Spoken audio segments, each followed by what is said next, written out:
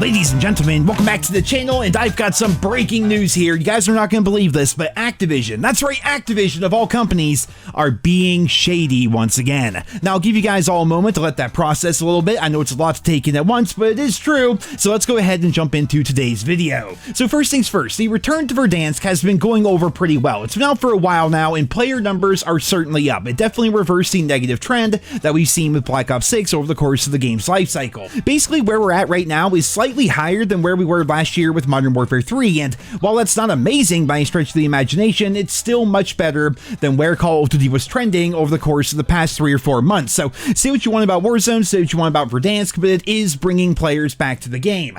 That being said, however, some shady stuff, some straight up weird stuff is going on, and I wanted to cover that here today, with the latest news being the senior creative director of Warzone leaving the company. That's right, so Ted Timmons, who to my understanding was basically the face of Raven Software after Amos Hodge back during Modern Warfare Remastered, he's gone now. Ted Timmons is gone. He worked on literally every iteration of Warzone since pretty much day one, and apparently was even one of the driving visionary forces behind the return to Verdansk and all the quality of life improvements that we've gotten with recent updates. Given all of that, it's very understandable why fans are confused as to why suddenly he's just leaving the company. I mean, he didn't really give a reason for his departure. He just kind of gave us the typical, thank you all, you guys are fantastic, I enjoyed working for you guys and all the feedback and everything, and I'm excited for the future. Basically is what he said over on Twitter, and we don't know what's going on. I mean, maybe he got a better job, maybe he's tired of working on COD, maybe he doesn't like the direction that they plan to take the game in the future. I mean, we really have no freaking ideas of right now, and we saw this with David Vonderhaar as well. After all those years working on COD, he got tired of it and the direction that the series was going, so he left and made his own studio. I'm actually privy to some information in regards to all that, and yeah, Vaughn was not happy with how they basically shelved Blackout and basically gave Warzone the proper treatment. In fact, Warzone wasn't even Infinity Ward's idea. The name itself was actually made up by Treyarch and Vaughn and all them, but Activision took it from them and gave it to Infinity Ward. Oops, did I say it out loud? Well, yeah, that's what happened. I think it's pretty common knowledge by now. Vonderhaar was not happy with where the series was going, so he decided after all those years to finally just leave, and perhaps the same thing's happening to Ted here? I don't know. Like, I don't claim to know much about Ted Timmons or anything like that, but he did seem to be very involved with the community, and now he just up and left, not even a few weeks after the relaunch of Verdansk. Pretty freaking weird there. You then, on top of that, have the IGN interview, and this is where things get really interesting. So, IGN sat down to talk to 2 separate Warzone developers. One of them was a game director at Raven Software, and the other one was a game director at Verdansk. In this interview, which I'll put a link to it down there in the description, it's not an audio interview, you have to read through the entire thing, but in there, they asked various questions about the return to Verdansk, and we got some pretty interesting responses. One question in particular asked about the seemingly positive reception from the community in regards to Verdansk, to which the Raven Software dev responded, quote, "It has been pretty successful, and I think you can tell in the experience, right? Look, I'll take it when Reddit says positive things about Warzone. That is an anomaly, and I'm excited by it." And that is where I have to cut this dude off, man. Like, I keep bringing this up, but literally nobody else but me seems to care about it, and it's complete bullshit.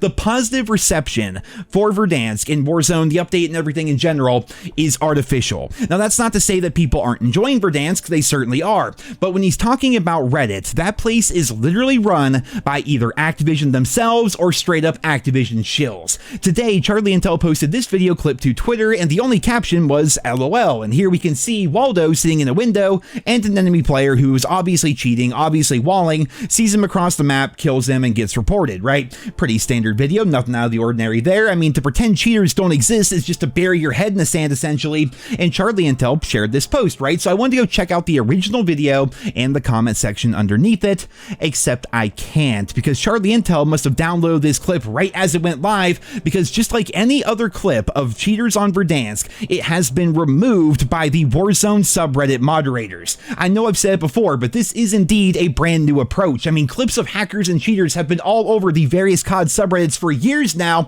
and there's never been any rule against it or anything, but conveniently, since the return of Verdansk, literally every single video showing hackers or cheaters on Verdansk gets removed by the moderators. Ladies and gentlemen, Activision is lying to you. They are manipulating you. They are controlling the narrative on social media because Verdansk is the ace up their sleeves. They desperately needed this update to succeed, and in pursuit of that, they are silencing and censoring anything that might paint their glorious update and their glorious Verdansk map in a negative light. That is complete and utter bullshit, and I've covered this already here on the channel, but I just wish more creators and even more viewers would bring this up and expose Activision and their hired goons for what's going on, because it's actually pretty freaking disgusting the more you see it and the more you look into it. But let's go ahead and get back to the bullet points from the IGN interview. The entire post itself is pretty long, all things considered, so allow me to summarize the big points here. Number A, they like the crazy skins and they have no plans to restrict them or put in a filter option for fans. They claim this is because they want people to feel value in the things that they earn or the things that they purchase.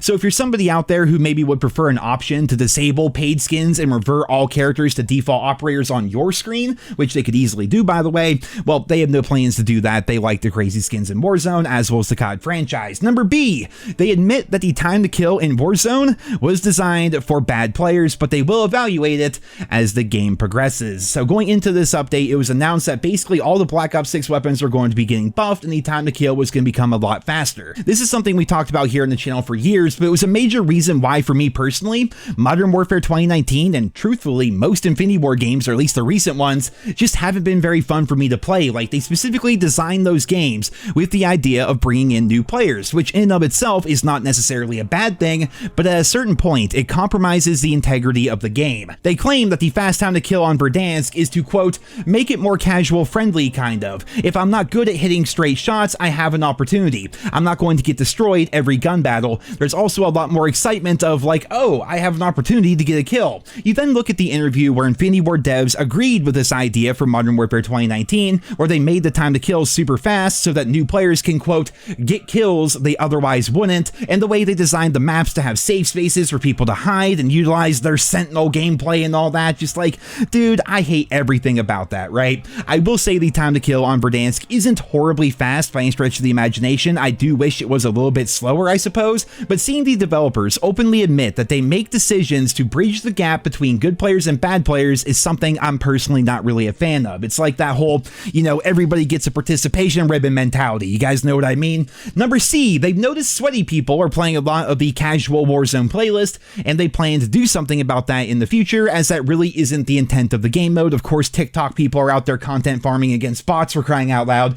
And then number D, this is just the beginning of Verdansk 2025, and Verdansk will be the Warzone map seemingly for the remainder of the year. Now, there is some talk that Avalon, the cut Warzone map from this year's game, will be coming out next year for COD 2025, but for right now, they're going to continue to ride the coattails and the nostalgia of Verdansk. And speaking of riding nostalgia, this game isn't even really all that old, but it's still relevant news.